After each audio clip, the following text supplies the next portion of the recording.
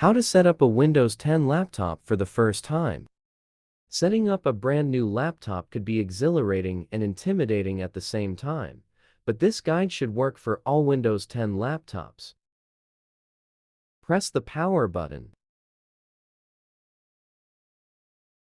Select your region and then click Yes button.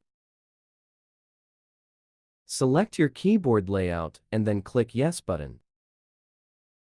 Click the Skip button. Click Connect to your Wi-Fi network. Type your email address and then click Next.